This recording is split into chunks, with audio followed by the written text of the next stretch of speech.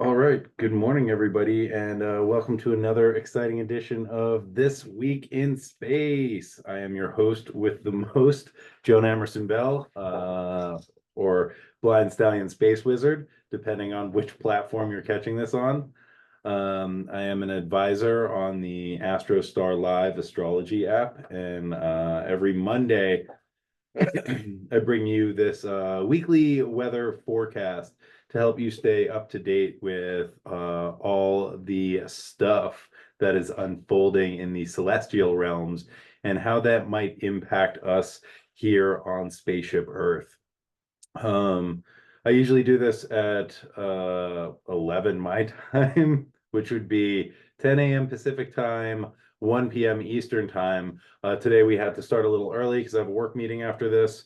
Yes, even even online astrologers also have to work, unfortunately. But I'm glad that y'all are here, whoever can join us, and those of y'all who are catching this in the future, welcome. Come on in, get comfortable, relax. I'm going to spin you some tales about what's going down in space because we've got a pretty fraught week coming up, which will be culminating in some sense next Monday, August the 19th, with the full moon in Aquarius, which yeah, that's going to be a little extra. And this week we are building up to that crescendo.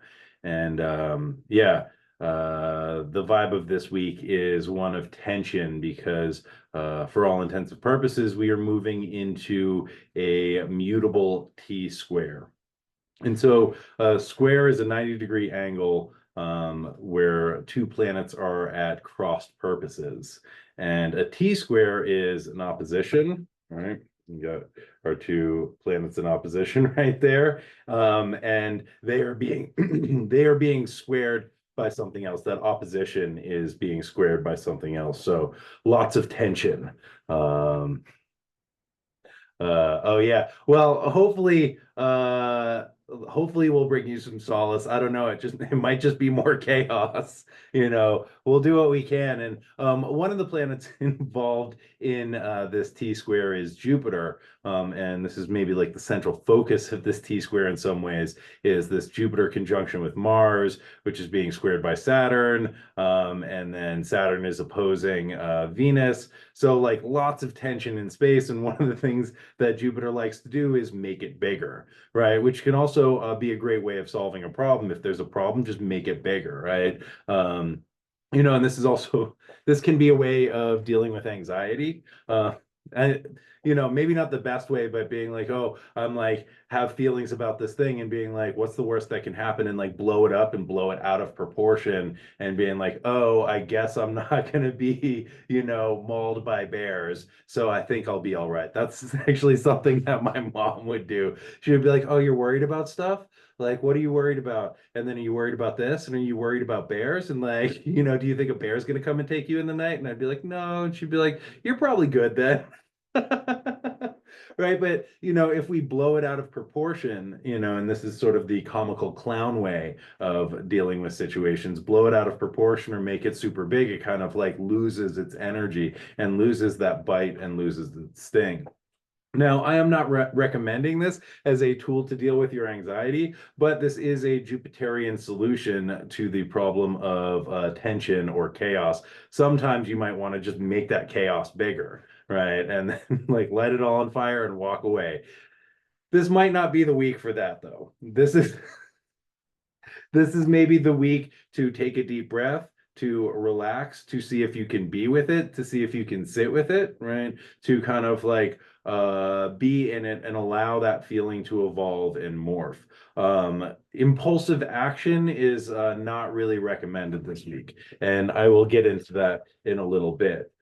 Also, the caveat to that is sometimes you got to do what you got to do, right? If you're like, I got to get out of the situation, or I have to buy this thing because I really need it, or, something has to change, and you feel that and that feels in alignment, go for it, right? Because you know you best. What I will say though is that we might want to take a couple deep breaths and take a pause and notice, is this frustration that's boiling over, right? Am I bored and I just want to make something happen? Or is this actually that like small, quiet inner voice that is my inner GPS system that knows what I'm supposed to do, and it would behoove me to listen to it in this situation. And I think that it is a really good week to check in with that before we make any sudden movements. All right. Um, uh, Somebody saying that they've been feeling chill, but all the astrologers have made them suspicious lately. And I mean, I think that this is, well, okay, we live in an era of like shock media and doom scrolling, and I think that astrology is also prey to that, right? Because it's like the best way to keep people like, engaged and clicking is like fear, fear, fear, Mercury in the shadow, Mercury in the retrograde, right? Saturn squaring natal placement, Saturn return, no, right? And that keeps people engaged. And I'm actually not really interested in that. I'm interested in giving people information so that they can make good choices, and if you're feeling chill, cultivate that feeling, right? And one of the best things that I've ever learned is if it's working, keep doing it. Right. So if you're feeling chill, you might just want to like deconstruct, okay, what are the things that are making me feel chill right now? And I'm going to just keep doing those because if the tension kind of mounts, you can return to what's working. If it's not working, don't do it, right? Don't try and cling to things that aren't working anymore. Good morning. Nice to see you. Um, and I think one of the pieces with this T square is it's all in mutable signs. And the mutable signs are like, I'm moving on, right? Mutability is moving on from the fixed holding into the next thing. It is sort of wrapping up affairs, letting go, saying goodbye, packing things up, and moving on into the next element or the next mode, which would, is cardinal that follows mutable, right?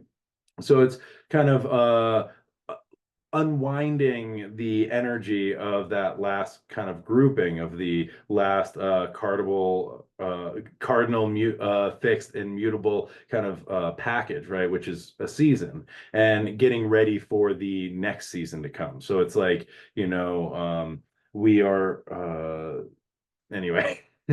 Like we are about to move into Virgo in a week or two. And Virgo is the mutable sign that transitions us from summer into fall, right? So it's the beginning of being like, oh, what does my fall wardrobe look like? And wow, that was great. Like, I want to go to the beach one more time. Starting to think about how do we transition into the next thing. And so I bring this up because, referring to that, if it's working, keep doing it. And if it's not, don't, right? Mutability is like, understanding what we can let go of and what might not be working anymore, right? And what we might need to do to transition to the next thing. And that can also be very challenging because change is scary, right? And we all want change. And then when we're facing it, it's like, no, I want things to stay exactly the same because I'm comfortable with that. And so we're getting kind of all of this tension around the need to change, or things wanting to change, and also the things and the parts of ourselves that want to stay the same. And so one of the things that's happening in this T square is we have this Mars Jupiter conjunction, which is being spotlit this week. And I'm about to jump into a long monologue about that. Don't you worry. But, the Mars Jupiter is like, oh, I've got all this energy. I've got all this confidence. I want to do something, right? I want to go out and talk to people. I want to make moves. I want to make things happen, right? Ruled by Mercury, which is about commerce, which is about commuting, which is about going places, which is like getting into the kind of speech, right? The like frantic conversation.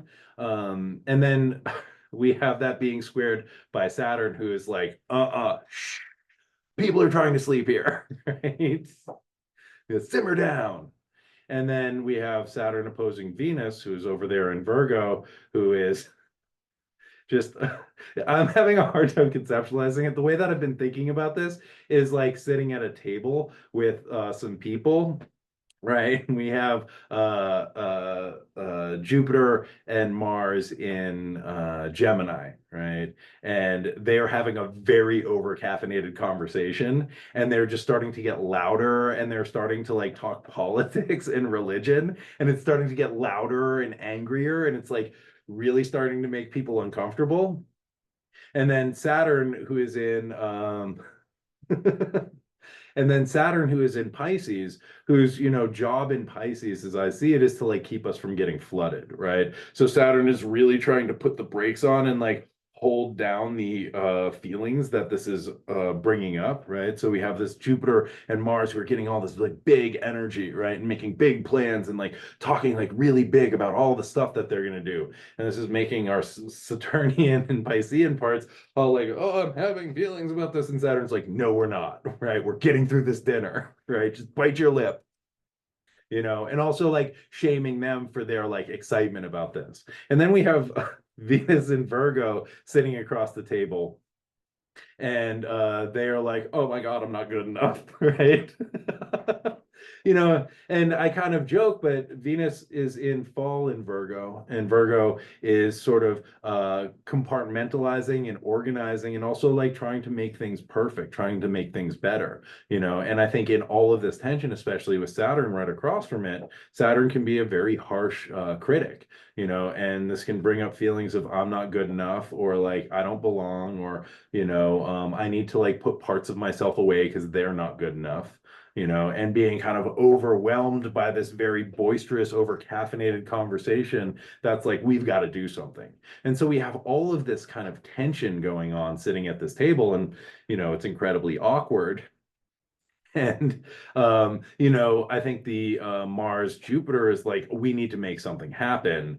And to make this even more spicy, right? More exciting is Mercury in retrograde, right? If you haven't noticed, Mercury's in retrograde. And Mercury rules Gemini, where the Jupiter-Mars conjunction is happening, and where Venus is currently hanging out, right? So there's all of this like desire to act, but at the same time, that action is, turning inward. It is being slowed down. Things are not working the way that they should. Right, there is the kind of restrictive and limiting element of Saturn, right? So our two benefics, Jupiter and Venus, who are here to help us, right? They promote life, they promote growth, they promote social interaction, they promote coherence. Both of them are having a difficult time. Jupiter's in detriment, Venus in their fall. They're both ruled by Mercury, who's going backwards. And one of the things that I think is going to come up with this is Jupiter. One of Jupiter's jobs is to make order out of chaos, right? And Jupiter is going to have a much harder time making order out of chaos this week. And so, what we might want to think about is, how do we just sit in the chaos, right? And yeah, coming back to this sort of question about chaos, right? How do we just sit in it? And how do we be with it? And how do we notice it without getting swept up in it? Because Mars is like, we got to do something, right? And Saturn's like, don't do anything. And Mercury is like, your phone stopped working, right? And Venus is just like, oh my God, it's like, it's not going the way that I wanted it, right? It's my fault. And that's the sort of family dinner that I am imagining this week. So welcome. Thanks for being here. Right? That is chaotic. And I don't think chaos chaos is not necessarily bad, right? And I think that one of the ways that we can conceptualize life on planet Earth is the pendulum swing between chaos and order, right? And when things get too ordered, too Saturnian, too restrictive and constrictive, right? And too sort of planned and mundane, we need that like chaos element to break those systems down, to bring in the excitement, to bring in the novelty, to bring in fresh air. And, I think that chaos is a really important element for that, right? It is that trickster energy. And Bela Kumalafe says that the trickster scratches at the walls of structure until they start to bleed, until they start to move, until they start to change. And that is the trickster energy, right? That brings that chaos in so that concretized systems can change. Right. And then the pendulum swings the other way into like utter chaos, right? Where nothing makes sense and nothing functions. And then we need ordering systems that can come in and bring a functional order to our lives so that things can happen, right? So that we can things can happen in an orderly and productive way, and we're not just like what's happening and always in a heightened kind of activated state, and being hyper vigilant, right? And so we are constantly moving between the forces of order and chaos, and trying to locate what is the right place for me, right? Or in a larger scale, what is the right place for society, for a well-functioning society with, excitement and novelty and also predictability and stability, right? And I think this brings us very nicely into the first transit that we're going to be talking about. And this is one of the big transits of the week. And also, I would say the month, and it's also kind of in line with a larger astrological pattern that's been happening. So Wednesday, August the 14th, we have Mars in Gemini conjunct Jupiter in Gemini at 16 degrees and 40 arc minutes. And just for a reference point, Gemini is a mutable sign, and we have Saturn in the mutable Pisces at 17 degrees, retrograding back and really squaring this conjunction. So that's just a reference point. So, okay, so I want to go in the Wayback Machine for a minute, right? Because Mars is kind of a trigger, right? Mars is a trigger planet. Mars is an activator. Mars is action. And this Mars-Jupiter conjunction is reactivating the Jupiter-Uranus conjunction that occurred on April 20th of this year, and that was at 21 degrees of Taurus. And so what we had starting in April is Jupiter and Uranus come together in the last 10 degrees of Taurus. And then shortly after, Jupiter entered Gemini, right, carrying that signature along into a new mutable air sign, while Uranus continued to like stir things up in fixed earthly Taurus. And then we had Mars come along to conjunct Uranus on July 15th, which reactivated that Jupiter Uranus signature, right? And then Mars continues to move along, entering into mutable Gemini, and then comes in on Wednesday to conjunct Jupiter. And that will further activate that, bringing out the real bouquet of the Jupiter-Uranus conjunction. And so I just want to like go over some of the themes that are, I see as being kind of reactivated. So Uranus is upheaval, it is breakdown and breakthrough, it is insight and innovation and genius and sudden kind of like flashes of inspiration. It is lightning that strikes, that illuminates and also tears down old systems. Uranus is about revolution and upheaval and ideally to create freedom, right? Jupiter is the planet of coherence, right? It like creates societal structures for healthy functioning societies. It is about law and, and like ideals of law and education, right? And, the healthy functioning of societal structures.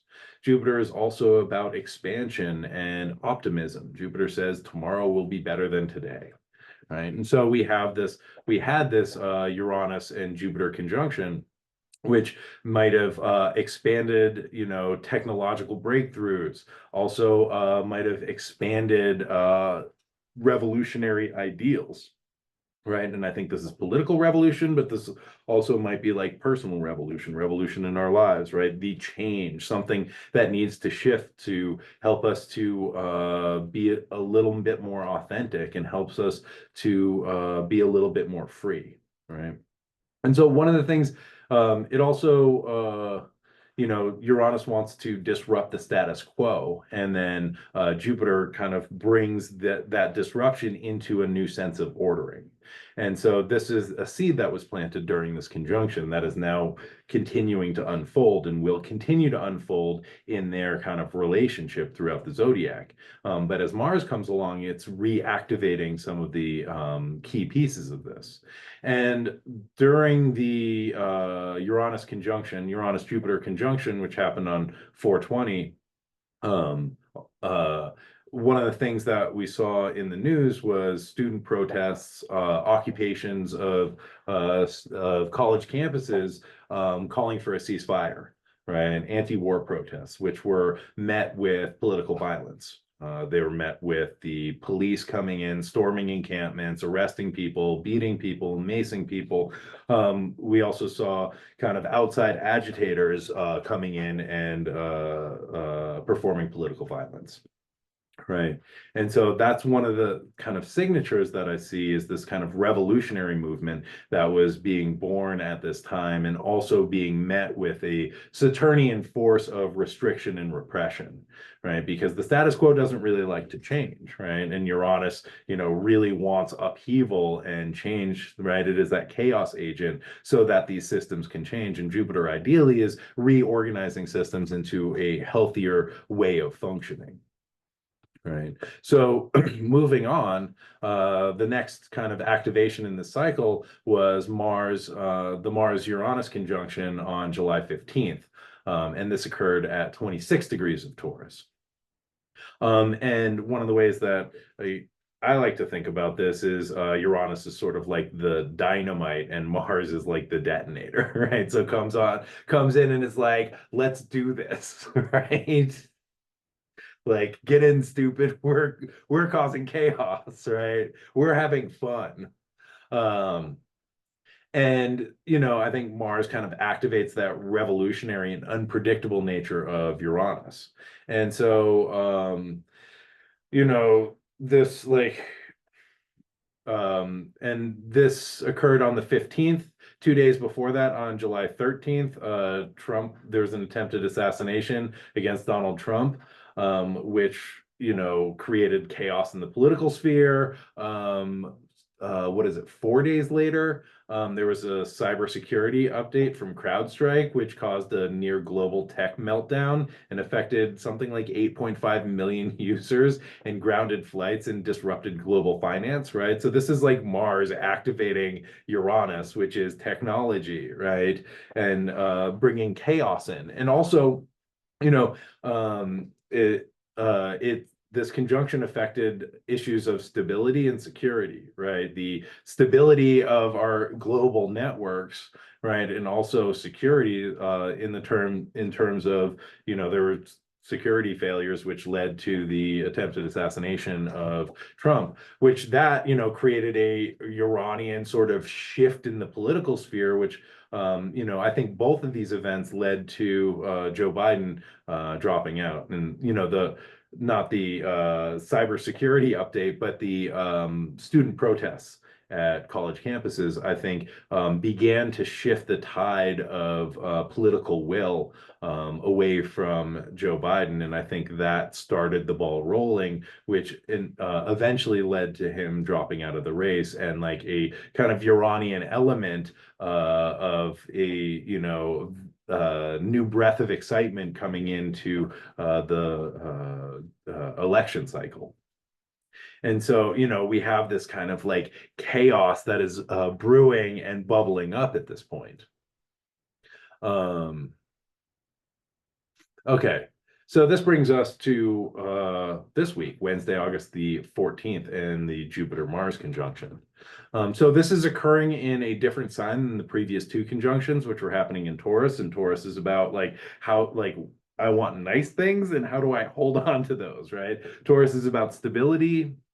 Taurus is about resource. Taurus is about kind of holding on to what we got. Right. Whereas Gemini is mutable and is about going out and is about communicating and is about exchange. Right. So there's a different energy for this, and I think a much faster energy. Right. Jupiter entered the mutable air sign of Gemini on May the 25th. And this is where the Mars-Jupiter conjunction will occur. Hold on, I don't think I wrote down the degree. Let me just, yeah, 16 degrees of Gemini. So Jupiter is looking to like make sense of things, right? And in Gemini, it can be very difficult because there's all of this information coming in, right? And it's really hard to be making sense of things when you're constantly in a flow of information and you're always getting new information. And so Jupiter might be feeling a little bit overwhelmed by the group text that they are in right now as they are trying to make plans for the future. Right. And I think Mars is kind of speeding things up, right? And Mars is wanting to take action. And one of the kind of signatures of this Jupiter-Mars conjunction is that there can be overconfidence, right? A lot of big energy. And, this is not necessarily a bad thing, right? Having energy is good, having enthusiasm is good, having excitement is good, wanting to take action is good. However, I think that there's a lot of confusion going on, and there's also that Saturn square, which is trying to hit the brakes. Right. And so while Mars and Jupiter are like, oh, yeah, I'm feeling good. Let's just go do this. Yeah. Right. Getting all amped up, drinking their energy beverages. Right. Psyching each other up. I think that there's these other forces which are like really pushing back against that and wanting to slow that down. And so, that can create a lot of frustration, right? And a lot of friction. And when there is frustration and friction, things can catch fire and things can explode. Right. And so I think one of the things that we want to think about doing is, how do I downregulate, right? How do I sit with? How do I sort of breathe into this? How do I notice? I mean, it can be good, like, it's neither good nor bad, right? It depends on the circumstances. If we are, if we need confidence, like, this is a great thing to have, right? If you're entering into a sporting contest or a debate or an argument, right? It is good to be that, like, have that self-assuredness, right? And Mars is action and Jupiter is big. So this can be big action, right? Which can be great, except for there's all this sort of pushback and feeling of restriction. And so we can be like, oh, I want to go and do this, and then have that pushback, which alters that energy and alters the direction of that energy into frustration, and then turns into a reaction, right? And a big reaction instead of being a thought out response. And so, this is why being able to just sit with and breathe into for a minute, right, might be helpful before we just sort of are reacting to whatever forces we are dealing with.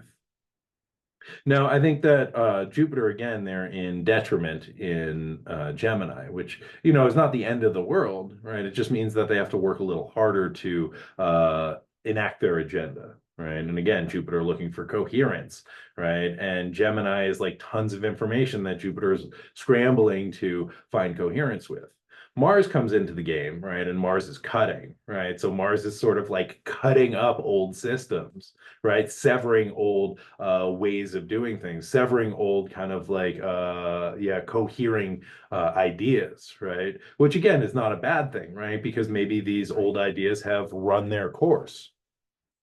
And maybe it's time to sort of create a break from old ideas and old systems so that something new can be born. And again, in mutable signs, this is kind of on brand. However, in that like severing of coherence, there is that free fall space, right? Where nothing makes sense. And, the idea is to sort of make order out of the chaos, That's Jupiter's job, but they're having a harder time because they're in detriment and the ruler of that sign, Mercury, is going backwards. So, like, we might have to sit in the unknown and in the chaos and in the duality a little longer. Gemini, sign of duality, this and that. It could be this, it could be that. And there is a sense of ambivalence and ambiguity in that sign that is really challenging because the human mind is not like that, right? And this is Jupiter's function to be like, this is the meaning, let's go, right? And Mars is like, yeah, let's do it. But what I think, and I'm glad that we got to this point in this circuitous fashion, but what I think is that we need to sit in the discomfort of the this and the that, in the holding the two things. Right. Even though it like pulls the mind apart and the mind is like, I need an answer right now. I need to know. It's got to be a thing. And being able to sit in that discomfort, I think, will be very beneficial because I think the things that we leap to try and make sense of what's going on and the kind of chaos or ambiguous feeling that is creating the discomfort, the things that we leap to and cling to make sense of that are not necessarily going to be the right thing. Right. I think it's might pull us in a direction that is not the best direction. And again, this is that Mercury retrograde function of being like, I need to weigh all of the options and sit with it and not push buy now, right? And sort of make a informed decision when I don't have all of the information or I have too much information, you know? And so I think that is part of the tension of this week is being able to sit in the incredibly uncomfortable space of not knowing, right? And not having an answer. And what we're going to see is all of these things emerge and be like, it's got to be this.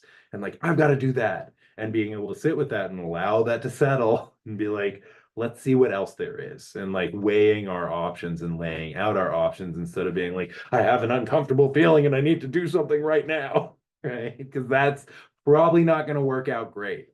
I'm telling you. Okay. And I think that there is all of this pressure that Saturn is applying, right? Because Saturn wants structure, right? Saturn wants rules. Saturn wants you to like do it right, you know? Saturn wants you to like fit in. Saturn also, again, is like suppressing that feeling of flooding, right? The kind of emotional wave of Pisces, which can be overwhelming. And Saturn is like, oh, hell no, right? That we are not doing that. We are not crying right now, right? And so we're like sitting in all of this discomfort and all of this, like, I don't know what the right thing to do is, right? And Mars is like, we just got to do something, right? And Saturn's like, we are not going to feel this feeling. And that's like, again, this is the family dinner that we're at, right? And, and Venus is over there being like, oh my God, I'm not good enough. I'm never going to be good enough. Ooh, yeah, welcome to your week in space. And so, and it's okay, right? It's okay. Just breathe through it, right? Just breathe through it. And this is also, speaking of the breath, this is, um, yeah, Saturn is the boss and Pisces is very overwhelmed. Yes. And you know, one of the and we're going to come into this on Monday. This is going to come to like a culmination as the Jupiter Saturn square perfects. But one of the ways that we can think about the relation of Jupiter and Saturn is Saturn is constriction and Jupiter is expansion, right? And we can think about the Saturn Jupiter cycle in ourselves every moment in our breath. The in breath, that's that Jupiterian expansion, and then the out breath, that's that Saturnian constriction. Right. And we are constantly, to be alive, we are constantly in that relationship of Jupiter and Saturn, you know. And what we might be doing during this week is be at that like all the way full, right? Or all the way empty and just being able to rest in that in between space, right? The space in between the in breath and the out breath.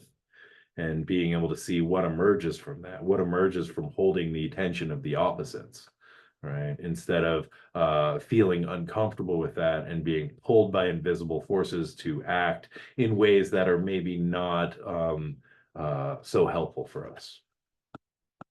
So one of the other things that I wanted to just bring in and touch on with this Jupiter and Mars in Gemini is I think a couple of the Mars, the Jupiter Uranus, and then the Mars Uranus, one of the signatures, and I'm not saying this is everything, but this is a component running through, is political violence. Right, the protests, college protests, campus protests, and the response, right, of campus protests to call the police, who beat up, peaceful protesters who were trying to stop atrocities and genocide and war, right? Who were speaking out against something that was unjust, and that was met with political violence.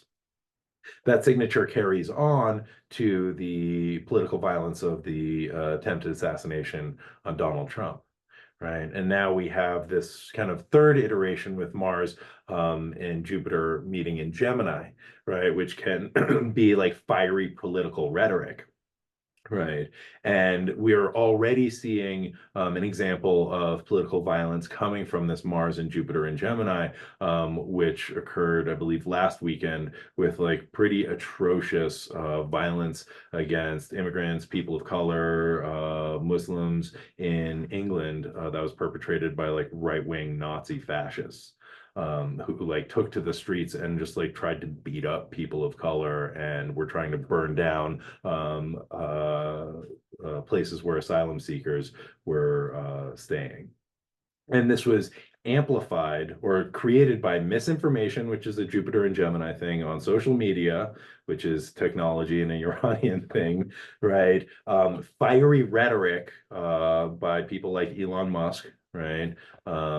Who were stirring up the anger and passion and these martial elements of folks in England who then took to the streets to go beat up people and cause violence and physical harm. And it's gross and it's disgusting. And this is like a really unskillful use of technology, in my opinion, and really like heartbreaking thing to witness unfold. And the flip side is like in London, like thousands of people showed up and were like, oh hell no, right? Like you are not causing this chaos here. And you are not going to hurt these people here. You're not going to hurt anybody here, or you're going to be in trouble. And so we do see like this Jupiterian justice component that showed up, right? But I've and this is leading up to the transit, and that's the pressure building on that conjunction, right? And that is like, one way that it can manifest fiery rhetoric that like pushes people towards violence, right? Misinformation. And this was all created through misinformation, right? That sort of fan the flames that have been stoked through right wing and far right and fascist rhetoric for several years that then kind of exploded. And so this is something to kind of watch out for, right? And the ways that our soul and our feelings and our emotions are swayed by social media and the doom scrolling and the sort of multiplicity of voices and all the information that is being taken in. And how does that activate our Mars drive for action? Right? How does that fan the flames of our passion? And so that is something to consider in ourselves. And again, this is why it's like not a great week to just like act, right? But to sit, take a deep breath, right? Jupiterian expansion, Saturnian constriction, being like, what is the right course of action here for me? And also, what is the right course of action, which is in alignment with the greater good of everyone concerned, right? And I think it's important to think about all sentient beings whenever we act or whenever we act in big ways.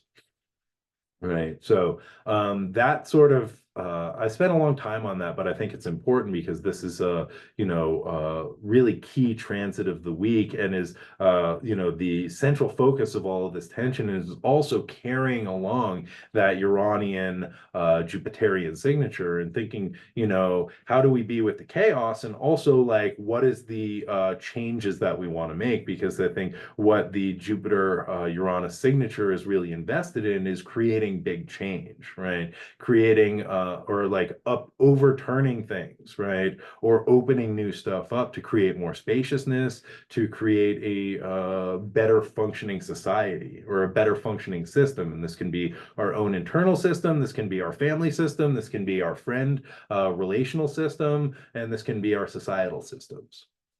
All right, so moving right along. Also on Wednesday, and we're still only on Wednesday, we have Mercury retrograding back into Leo. And so this is your Mercury and Gatorade report for the week. So Mercury will be retrograde until August the 28th.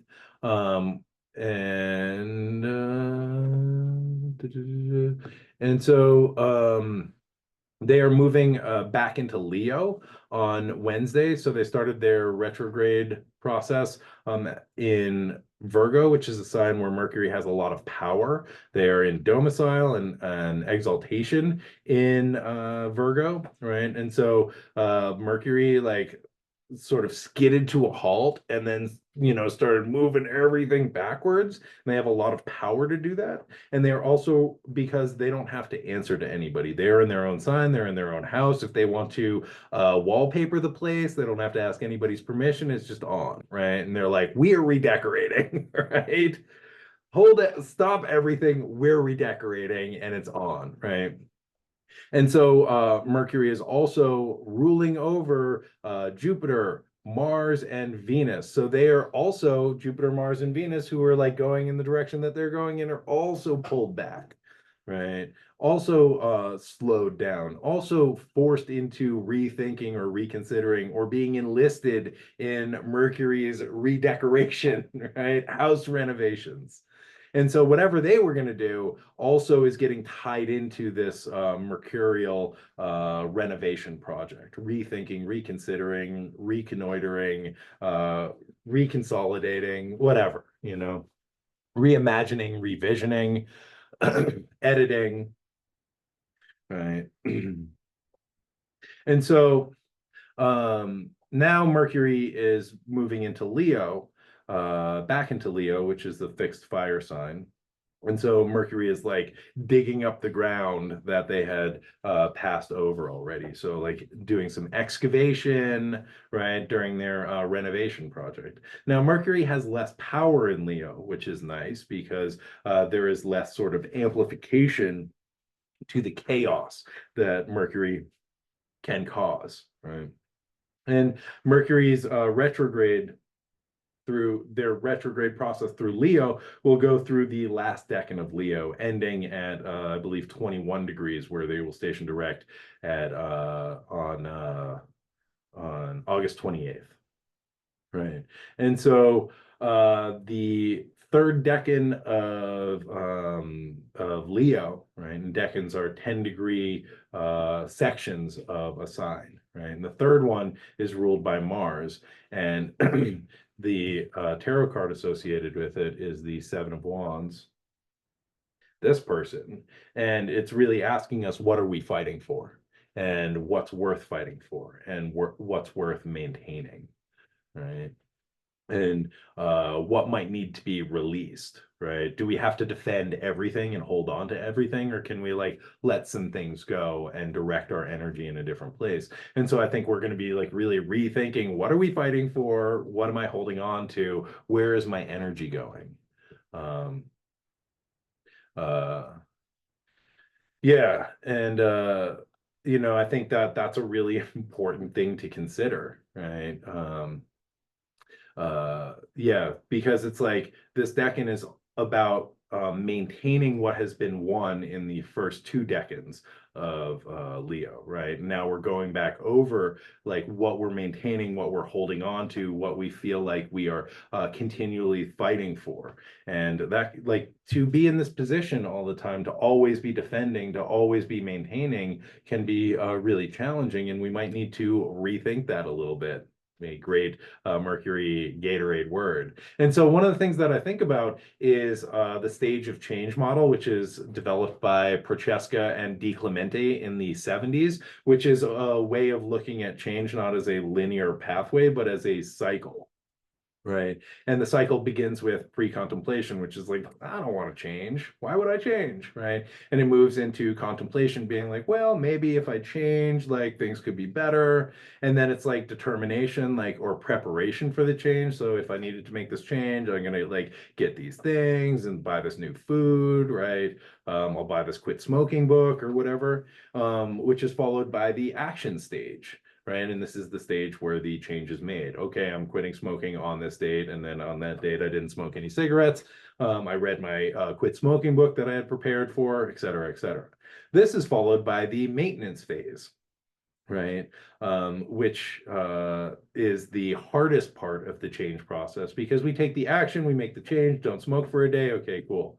And then it's the next day and it's like, okay, now you don't smoke today either or tomorrow. And then every day you've got to get up and keep doing that action to maintain the change until it becomes habit and until it sticks, right? And it requires constant work and maybe like a sense of constant struggle, right? To maintain the territory that we have gained through the action that we have taken for change. This is followed by recurrence or relapse, right? And this is just part of it, right? So there, part of changing is backsliding, and that's okay because the cycle begins again because you go from relapse or a backslide into pre-contemplation and being like, well, I did that, and I don't know, maybe I'm not good enough, maybe I'm not worth it, and then you're like, you know what, maybe I am, and we go back into contemplation, determination, action, etc. And the idea is that like it's, if you slip up, you slip up, whatever. But to get back in that cycle into action and into maintenance quicker than just resting in like, self-pity or being like it's useless. And bringing all this in, one, because I like this model a lot, and I think it's a really helpful way of conceptualizing change and mutability. And also, in Mercury's retrograde, in this sort of action, which I see as the maintenance action, right? And thinking about what we are maintaining and what we are fighting and the struggle that we are all engaged in to maintain the action that we have taken and the ground that we have gained. And as Mercury sort of digs up that ground and being like, what am I doing? Is it worth it? Is it good? Right? What might need to shift here? What might need to alter so that this change that I'm trying to make or the action that I am taking is a little easier, right? Is a little less rigid, is a little more sustainable, right? Instead of like holding so tightly, or maybe that maintenance is constricting other parts of life, and we might need to think about, okay, I've won this territory, but what is the impact on the larger system? And how do I sort of rethink that or reconsider that? Or like, is this, this hill that this person is on, is this the hill that you really want to die on? Right? Is this the hill that you want to defend until there's nothing left? And sometimes the answer is yes, and sometimes the answer is like, what? Just let that go. There are many other hills out here that I can be on that are going to take less energy, less struggle, less suffering, right? Or cause less suffering to others. And so, I'm not saying that you should smoke again by any means, because I think although I miss it, I think smoking is bad. But I think that this is an opportunity to rethink what we are clinging to and to see, is this clinging actually helping, right? And is this the thing that I actually want? And this is a great opportunity to, if it's not the thing that you want, then to ask what might need to shift so this feels a little better. Today, nice, hilarious. Okay. I got about 10 minutes left. So I'm gonna whip through some other stuff. On Thursday, August the 15th, is that the 15th?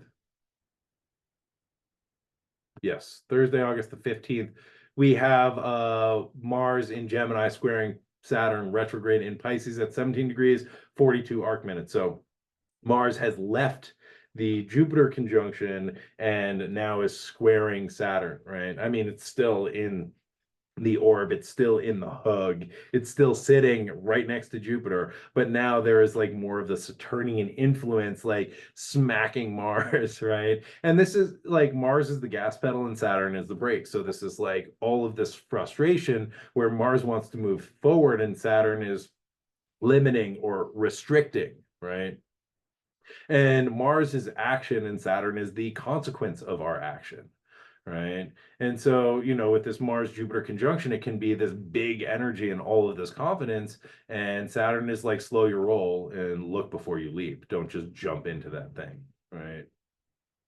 Um, yeah. And, like we've kind of talked at length about, I think I've talked at length about the like Saturnian influence on this, right? But again, Saturn is, Mars Jupiter is big energy and Saturn is like really trying to hold that and hold that down, and that might be part of the hill that we are fighting. It's like I can't let this out or I can't do that. And Saturn has a lot of can't, right? It is limitation. And so this can be like also battling against authority figures, right? And feeling agitation with authority, which again, in the theme of political violence and upheaval, this might, create conflict between people and authority. And on Monday the 19th, under the full moon, where the Jupiter Saturn conjunction is exact, the DNC starts in Chicago. And this there is an echo of the Chicago DNC in 1968, which turned really violent over anti-Vietnam, anti-war protests that occurred there, which that if I remember correctly, led to the eventual election of Richard Nixon, because there was such anger with Lyndon Johnson and the war in Vietnam. And so, history history moves in a cycle, right? And the past the past isn't dead, it's not even past. And so this is sort of like building this tension towards the conflict between action, right? Big action and big energy, and authority, right? Who is maybe restrictive or constrictive. So I don't know what's going to happen, but it's just something to look at, right? Um, and so, the last thing to think about is like, again, Saturn the brake, Mars the gas, and Mars wants to do something, and Saturn might be shutting that down, but that energy's got to go someplace, right? And to think about what is a healthy and helpful and skillful place for me to direct this energy so it doesn't just get caught up in me or like get unleashed on somebody else. Because the other component of this T square is Venus, which is our friends and relationships, right? And so we don't want to take out this tension on our friends and relationships, right? We want to find healthy and skillful ways to direct this energy so that we're not fighting all the time and we're not causing conflict with people that we love. Okay, and so Sunday, August the 18th, we have Mercury retrograde in Leo squaring Uranus and Taurus, right? So like, everybody's in tension here. And this can be new ideas and information. It can be wild ideas. It can be shocking information that comes to light. And just for context here, the last time Mercury squared Uranus was on July 21st, and that's the day that Biden dropped out of the presidential election or presidential race and endorsed Kamala Harris, right? And so that was some pretty shocking information. And so maybe we will be revisiting that, or maybe that will be rehashed. The next day it will be the DNC, so I'm sure that that conversation will come up. But That is just an example of some shocking, destabilizing information that we got the last time that Mercury was square Uranus, and now Mercury is passing back over through their retrograde and reactivating that square. So some other wild information might come to light. Um, you know, Also, if just thinking for myself, remembering back to that time, it was like it felt electric and also confusing because it was like, whoa, things are changing, but what does that mean? What's that going to look like? How is that going to be? And so I think that there is, Uranus is destabilizing. Uranus just flips the table and it's like, wow, that was cool, but now what? Right. And so there can be like shocking things that come to light. And it's like, what do I do with this information? Or what is this going to mean? And it creates Uranus, Mercury can create a lot of like nervous system energy, right? Uranus is electric, so this is like electrifying our nervous system, quick thinking, right? Being like in our heads, and that can be like really destabilizing and can create some burnout, right? Having all of that electrical tension in our nervous system, right? And so figuring out what to do with that energy, journaling or exercise or, to channel that energy or, like having conversations with people and being able to like hash out ideas in safe ways, right? Also, you can go the other way and drink things like take teas or baths or stuff that helps to soothe and downregulate the nervous system. But, through this weekend, I would say be very kind to yourself, and all week be very kind to yourself, because I think things are heightened and kind of frenzied and a little chaotic. And that can be really exciting, but it also does a number on our system, right? And so another kind of some other components of this Mercury Uranus square is Mercury, or like we can feel bored and look for new information, which can lead to doom scrolling, right? And I think part of doom scrolling is being like, I want to know what's going on. And that is also that Jupiterian, like cohering, making sense of component of the psyche, which is like, if I know, then I will be safe.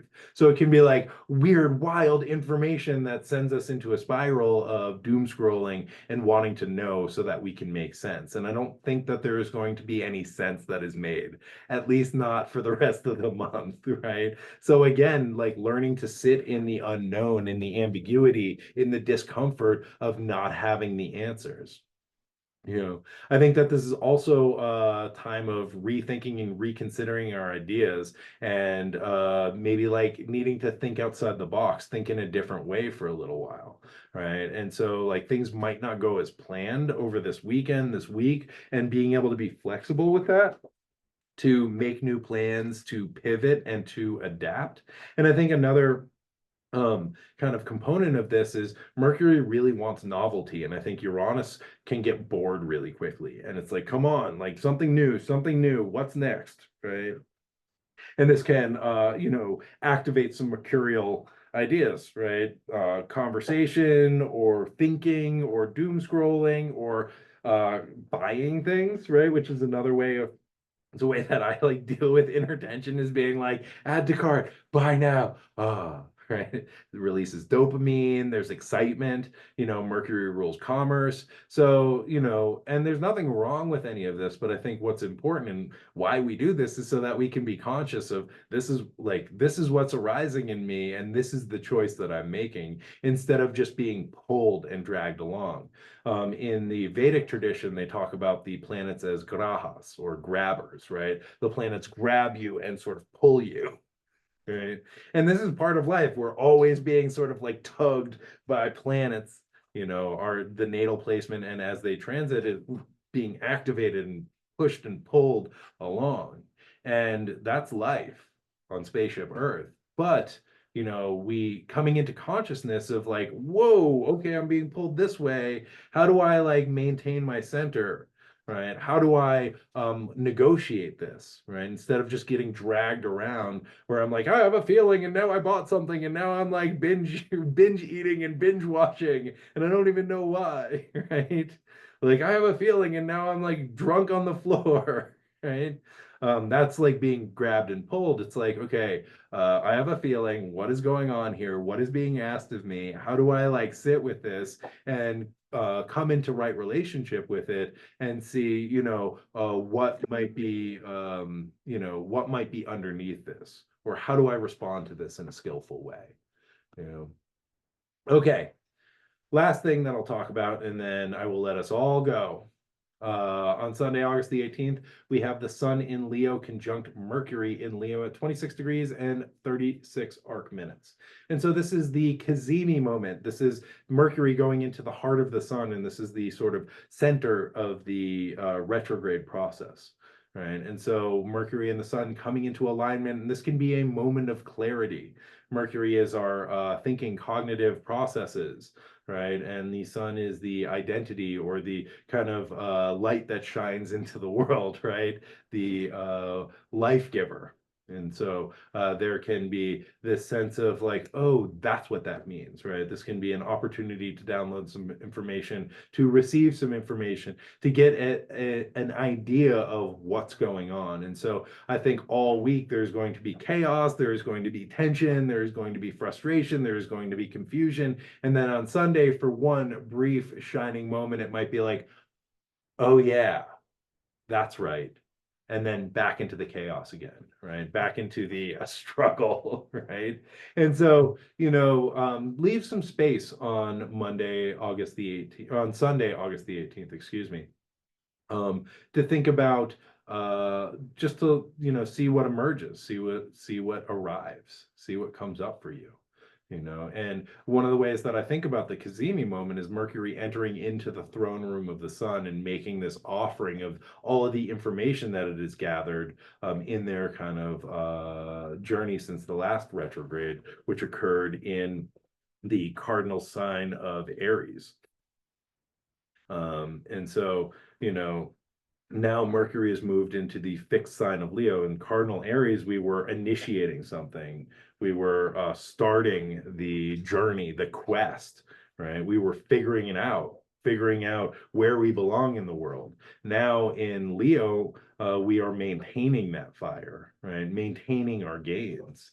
And so Mercury is rethinking that, right? Okay, like this is, I figured out who I was, or like where I thought I belonged, or what I thought I was doing, and now like this is the way that I've been maintaining this, and what is that like, and is that working? And coming into the Sun and sort of doing a debrief, right? And we get like a moment of clarity and reflection on the ways that we can maintain the fire that we have been kindling and building throughout this year, and the ways that that fire might be out of control in some areas, and what might need to be reorganized in order to maintain that fire in a safer, more supportive, and more sustainable way. And this can also help us to rethink some ideas of our sovereignty, right? How we show up in the world, how we use our agency, right? And the ways that we are in line with our authentic self, and the ways that our actions reflect our spirit, our authentic spirit, and really reconsidering, and rethinking, is what I'm doing in alignment with who I am at my core. And so with that, my friends, oh man, yeah. And then we have Venus square Jupiter on Sunday also, which I don't have time to go into, but I believe I'll be doing a full moon report with Bear Hickman on the Inspired Astrology podcast. That'll be coming out sometime before Sunday. Maybe I'll record something on my Patreon if I have time. And I don't know. I do a radio show. I do a bunch of stuff. You can always find me. I'll be talking more about all these things, and I will be back here on next Monday to tell you all about the full moon in Aquarius and the culmination of all of this energy, including the long anticipated Jupiter Saturn square. And we'll touch on Venus in Virgo squaring Jupiter in Gemini then. But I think you've heard enough out of me. Just take it easy. Think before you do anything drastic. Try and like oh, thank you. Try and rethink, your alignment to yourself, reconsider what you are fighting for, why you're fighting for it, and if it is in alignment with that authentic self. And, just see if you can sit in the chaos without needing to check out or, create, like, do drastic actions to change it. And if you need to do drastic action, more power to you. Just think it out, think it through. And, with Saturn in the mix, you got to deal with the consequences. But that is life on Spaceship Earth, my friends. Oh, thank you, Leslie. Yeah. Y'all have a great week in space. And again, my name is Joan Emerson Bell. I am an advisor on the excellent AstroStar Live app. You can find me over there. I'm available for astrology readings. I do this weekly astro weather report. I also do other talks from time to time on niche subjects or interesting themes in the celestial realms. So yeah, check me out on AstroStar Live. I'll put a link in the YouTube show notes. There's a link in my bio on Instagram, so you can follow me there. If you're already on AstroStar, thanks a lot for being here. Thank you, Lily and Rainey, for putting this together, and Ray for making it work. And yeah, I appreciate all y'all. I hope you have a great week in space. I'll see you all next time. Same wizard time, same wizard channel. And until then, be well, my friends, and may the force be with you. All right, I'll see you all later. Bye now. And that, and that.